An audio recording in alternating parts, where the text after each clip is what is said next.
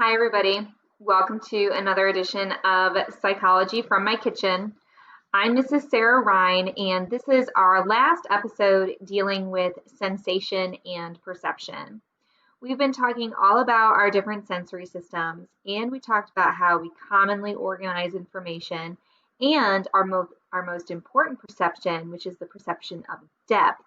But today we're going to talk about illusions and how our perception can really be wrong or misleading or make us make mistakes. So, the thing about optical illusions is that they really help for us to identify how we normally process information.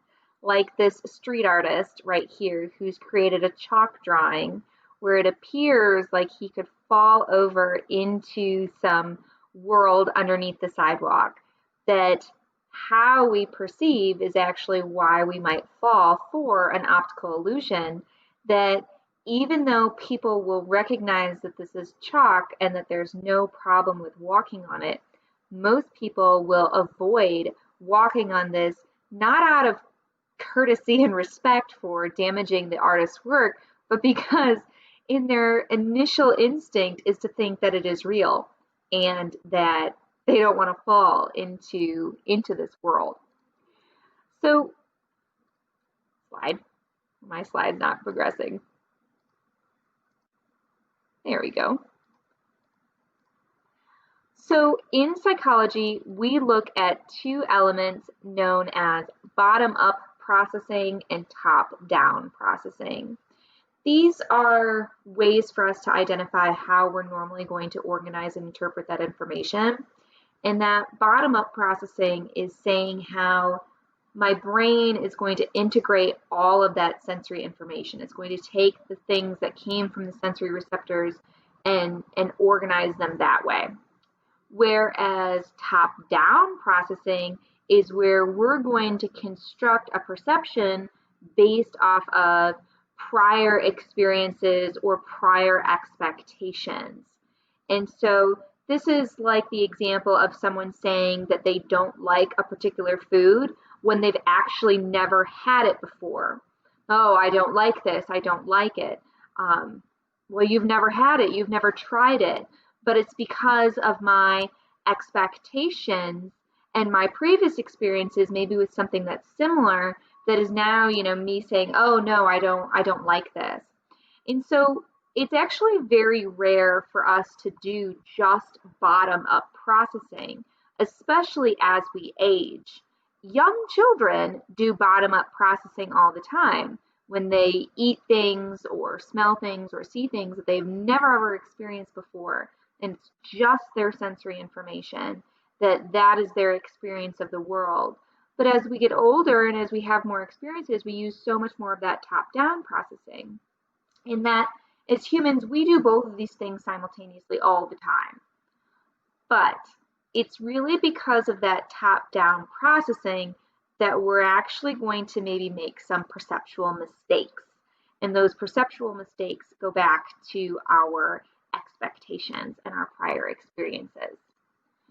So one of those things that can happen is that we're actually very good at adapting our perception in something known as perceptual adaptation.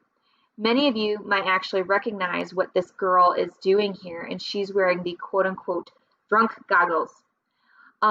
There are goggles like this that exist, and the idea is that they're supposed to simulate what it would be like to be intoxicated, and so students get a feel for that and know, of course, how dangerous that could be. But the problem with these goggles is that a person who, if they were to wear them for a significantly longer amount of time, they'd actually be able to change their perceptions and that they would get better at moving around the world. Now, the same doesn't happen for when a person is intoxicated, so don't let that be something like, oh, well, I can just be drunk all the time and I'll be fine. No, no, no, no, no, no.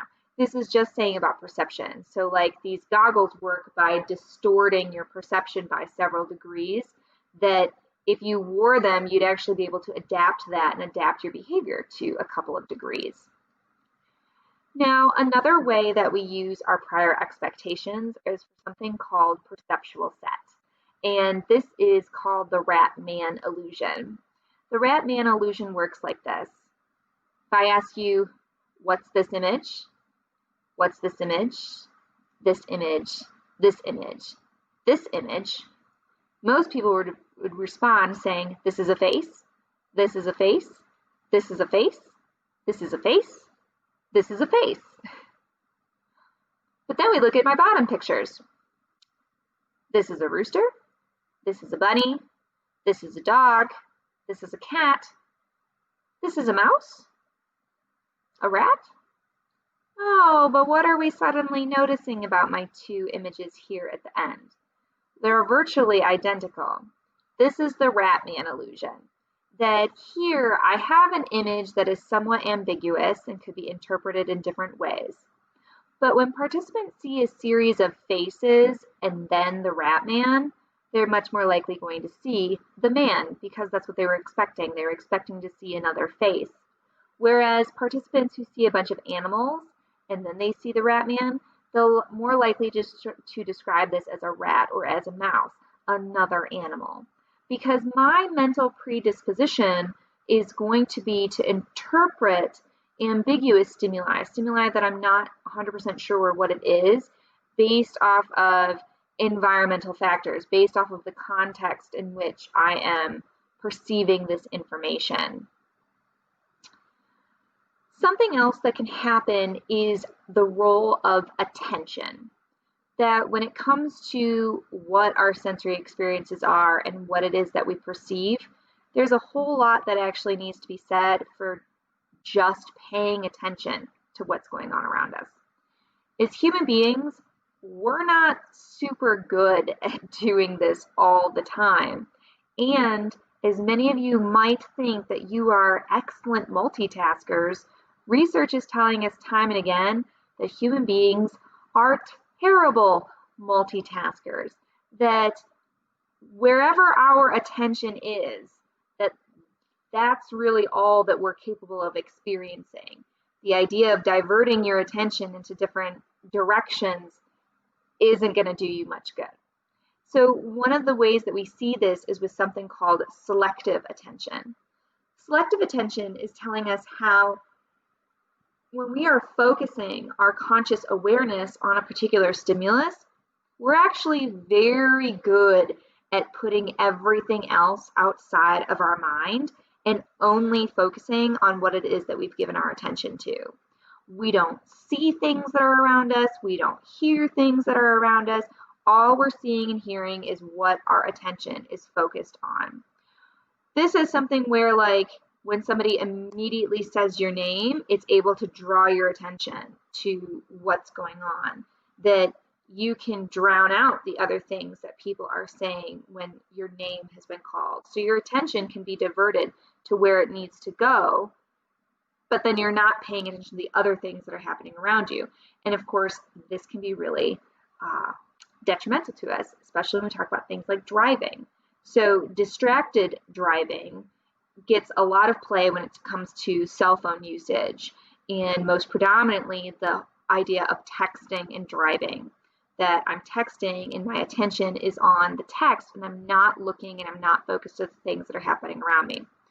But that's not actually the limit to distracted driving. Distracted driving can be food items in the car, it can be other people that are in the car, it could be changing radio stations and different kinds of music. All of those things can be elements of distracted driving because they can bring our attention out from what it is that we're supposed to be focusing on, which of course is driving. There's another element of selective attention that's really interesting, and it's referred to as the cocktail party effect.